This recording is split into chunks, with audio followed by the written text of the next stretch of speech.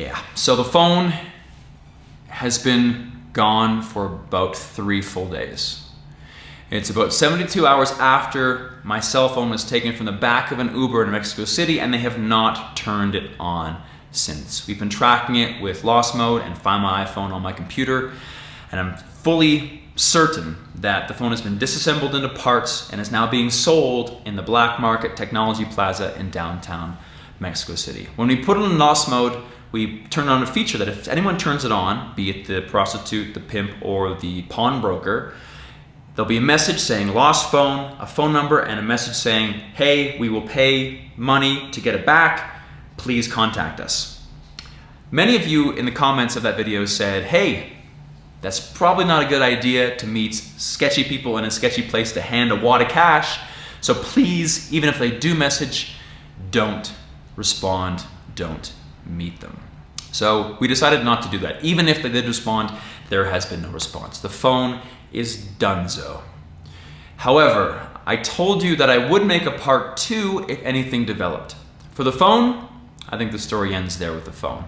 But since then, my life has taken some crazy twists and turns. And today, this video is a part 2, but a different part 2 than I thought I would be making. So rewind back to when that phone got stolen. If you haven't seen that video yet, please go back and watch it. It is an important part of the story to understand this next following part. So the phone was stolen. I was back in the Uber. We were heading back to my apartment here. I opened my bag to make sure nothing else was taken. My wallet was there, my gym stuff, everything was fine. My wallet was there, everything was fine. I arrived back to this apartment at 2 a.m. We proceed to do the Lost Mode on the phone, report it, all that kind of stuff. We go to bed. I wake up the next morning and decide to go to the coffee shop to work like I do every morning. I look for my wallet. Oh, I can't find my wallet. No big deal. You know, I could have put it somewhere. I remember putting it in my bag, but who knows, you know, it's around the house. So I went to go work with some cash, bought a coffee. Came back, looked for my wallet again, and couldn't find it. But hey, Marianella's here, there's a dog here. Maybe the dog grabbed it, something weird and crazy, I don't know. So the next morning, I look again for a 3rd time. Still no wallet. Red flag. Well, double red flag at this point. I go online, check my online statement. There are fraudulent charges from the previous day at a gas station and an attempted withdrawal. It failed, but an attempted withdrawal from an ATM for $200. My wallet was stolen. Where, when, and how, I have no idea. I had it in the taxi.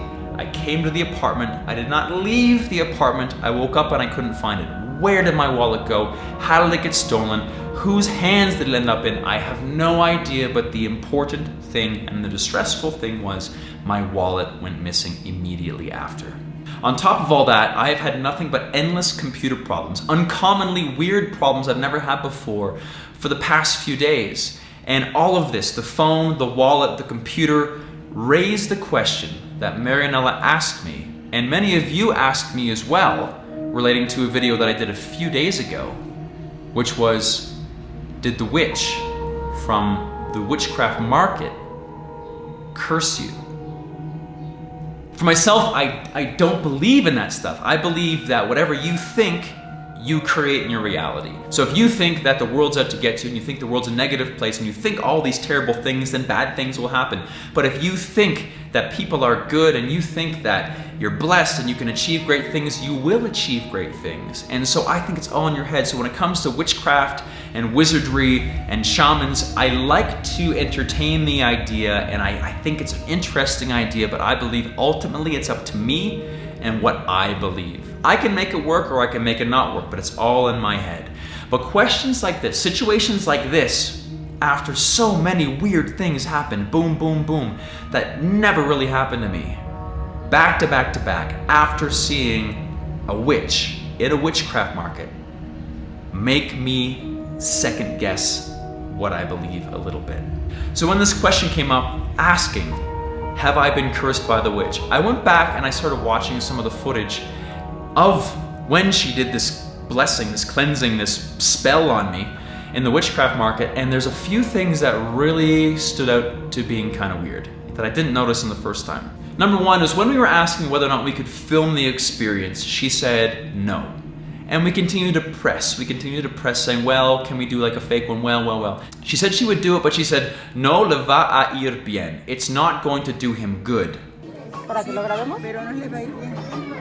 And then Marianela clarified, well, it's not going to do him bad, right?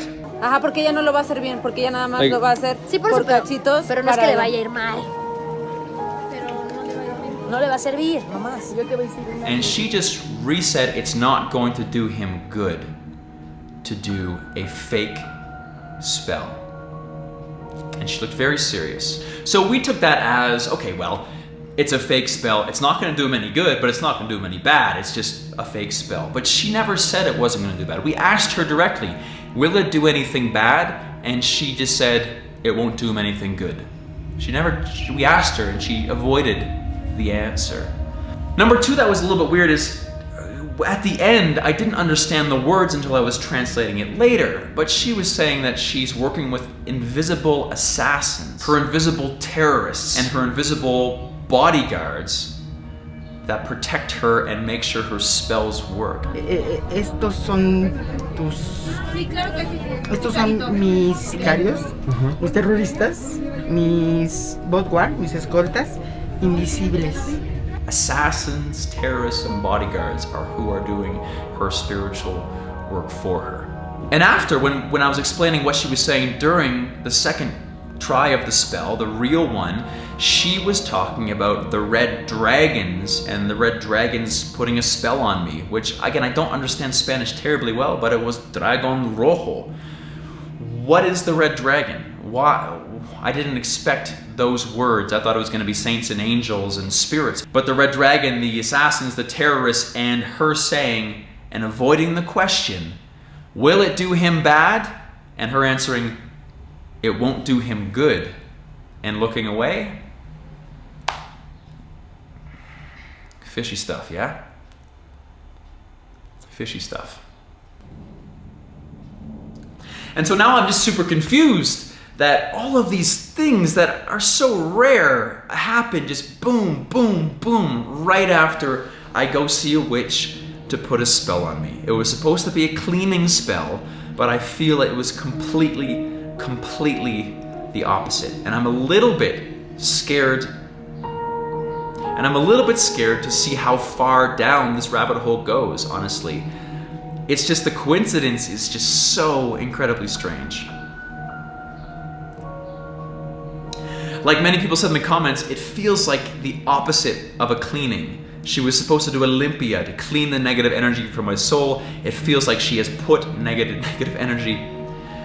And like many people said in the comments, it doesn't seem like she cleaned the negative energy. It seems like she put the negative energy there, and now all of these weird things are happening that are all quite negative. And may I remind you that this particular witch we had heard from the other shopkeepers wasn't actually the real one. She was a phony. She was a fake. And so maybe with her spells and hocus pocus, she didn't actually do a limpia after all. So in this country, when people have spiritual problems with bad luck, with just bad energy, they usually go get a limpia. But we already tried that and it seemed to do the opposite thing. So what people are telling me to do now is to go get another cleaning from a real person, a real witch. And the last thing I'm gonna do right now is go back to Mercado Sonora, where we filmed the first one, because they basically chased us out because they were furious with us filming in the market. I don't want to show my face there. I don't know if they've seen the videos, but it's only been a week and I guarantee they will remember my face. I don't want to go back. Santa Muerte, ¿sí? Con el mundo y... El búho. So I asked Marianela to go on her Facebook and ask her friends who live around Mexico City if they knew anybody who was a real witch who could do a real cleansing. Yeah, a couple of friends answered. And actually, some of them told us to go to Mercado Sonora, right? Yeah, I know we're not coming back. And then there's this guy that actually is like just a Facebook friend. I don't know him. I haven't met him. But he wrote me in Messenger, like in private, saying, "What are you looking for?" And I kind of explained the situation, not with details, but I said the situation, and he said like, "Well, I know this guy named Don Carlos, which is a normal guy that sits usually in the same bench in Coyoacan Park in front of a famous restaurant, and he's always there, and a lot of people come and see him and ask him questions." It's a he. Yeah, it's a he. It's a male witch. Yeah, it's a he, Don Carlos. Okay. And but my Facebook friend said that he went with him once, and he was very like, how do you say, clever?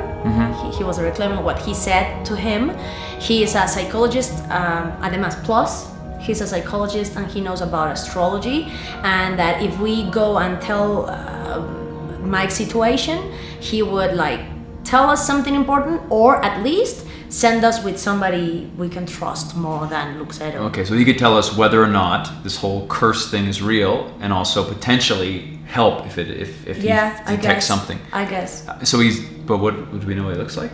No, we just know that he sits in this bench, which is a particular bench that I know the restaurant. I know Coyoacan very well, so I know the restaurant he's mentioned, and he has to be there, like in that bench. So basically, it's going to Coyoacan, which is a quite nice part of Mexico City, very old part of Mexico City, looking for a guy named Don Carlos who sits on a bench next to a particular restaurant. Apparently, he's there all the time. And we go, and he can tell us what's wrong, if anything's wrong, and also potentially give us a second cleaning. Yeah, I mean, I don't think you have been like totally cursed. No, you're a traveler. I mean, you take very care of your things and your gear and your wallet and your cell phone. Boom, boom, boom. Several dominoes, just thump, thump, thump, thump of negative things, and I just don't want another domino to fall. I think we should just clean it, get rid of it, forget about it, and who knows if it's real, who cares?